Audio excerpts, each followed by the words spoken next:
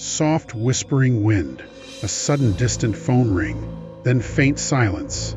Suspenseful, tense voice. It's midnight. Your phone rings. No one's calling, but the phone is ringing by itself. Can you hear it? One sharper, eerie phone ring, then complete silence, as if someone is right next to you.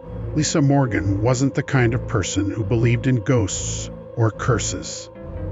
She was a 29-year-old office worker, practical, grounded, and always a little too tired from her late-night shifts at a small insurance firm in Portland. She lived alone in a small one-bedroom apartment on the 5th floor of an aging building called Maple Heights. The place was cheap, a little damp, and always smelled faintly of mildew, but it was home. That Monday evening had been particularly rough.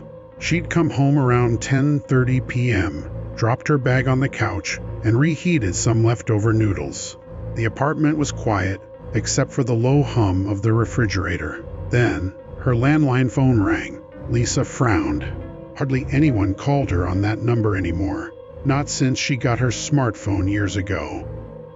She picked up the receiver. Hello? There was silence, then a faint crackling sound, like static or breathing. Lisa frowned again. Hello? Who's this? A whisper came through, soft, shaky, and distant. Please, don't hang up. She stiffened. Who is this?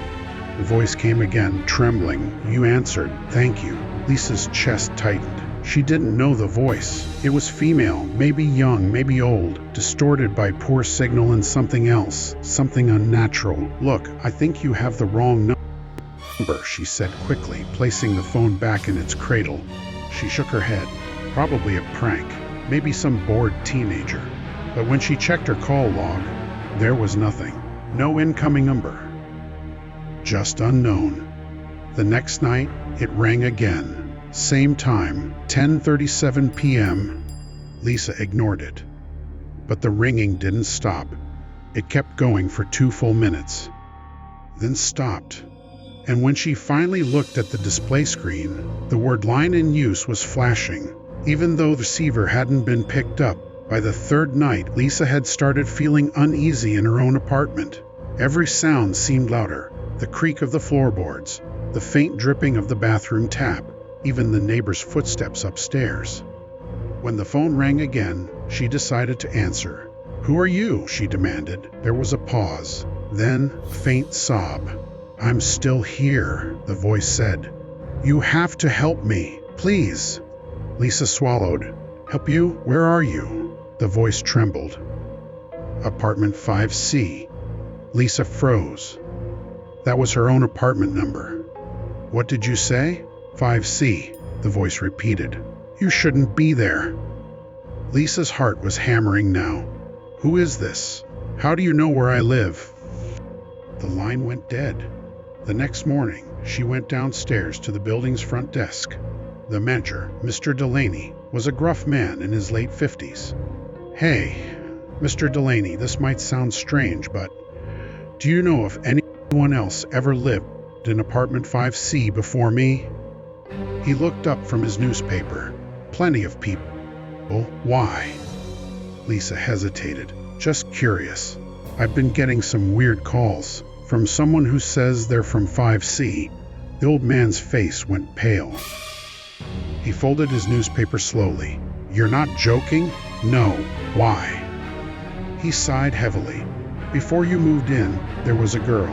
Name was Emily Cross. Lived there alone for a couple of months. One night, she called the police.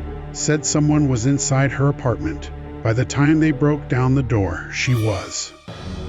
He paused. Gone. No sign of her. Just the phone off the hook. Lisa felt her stomach drop. When was this? About 6 years ago. That night, Lisa didn't sleep. She sat in bed with her cell phone in one hand and the unplugged landline sitting silently on the table beside her. Hours passed. Midnight. 1 a.m., 2 a.m. Nothing. She finally drifted off around 3. When she woke up, the landline's receiver was off the hook, lying on the floor. 2 days later, the phone rang again, But Lisa didn't even hear it at first. She was in the shower, humming softly, trying to shake off the dread that had been hanging over her all week. When she stepped out, wrapped in a towel, she saw the light blinking red on the landline. New message. She pressed play. A hiss of static, then a faint, familiar voice. "I told you not to stay there." Lisa's hand trembled. She dropped the receiver. She ran to the living room, grabbed her cell phone, and called her friend Ava. "Ava, I swear someone's messing with me. The landline. It's like it calls itself, and there's this woman's voice." "Lisa, calm down," Ava said on the other end. "You're scaring me. Are you sure it's not, like, a crossed line or something?" "No, phone's unplugged, and they knew my apartment number."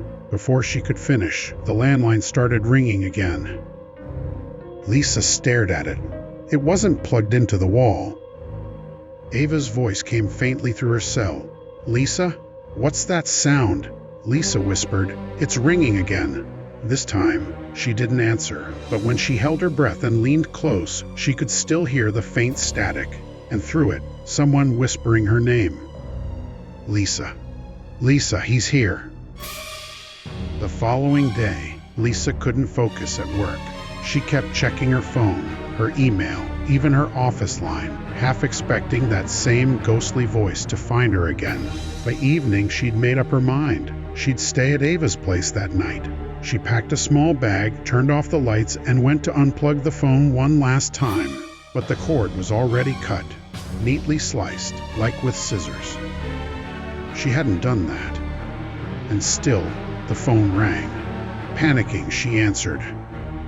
"What do you want from me?" There was silence. Then, the faint click of another receiver being lifted, and a man's deep voice spoke. "She told me you'd pick up eventually." Lisa froze. "Who are you?" "You shouldn't have answered her," he said. "She was mine." Lisa felt her knees go weak. "What are you talking about?" "She called for help," the man said. "You answered. That's all it takes. Now the line's open again." "What line?" "You let her in." The phone went dead. Ava came over the next morning after Lisa didn't show up for work. The door to 5C was unlocked. Inside, the apartment looked normal, except for one thing. The landline phone sat perfectly still on the nightstand. The cord was gone. The plug was gone. But when Ava picked it up, she heard a voice whisper through the static, "Please, don't hang up." And then, another voice, deeper, closer, said quietly. She answered. Ending. The phone was taken away by police later that week. The apartment was sealed. But maintenance workers claim that, late at night, when the building goes quiet, you can still hear it ringing from behind the door of 5C. And, if you listen closely, really closely, you might just hear someone pick up and whisper your name. The end.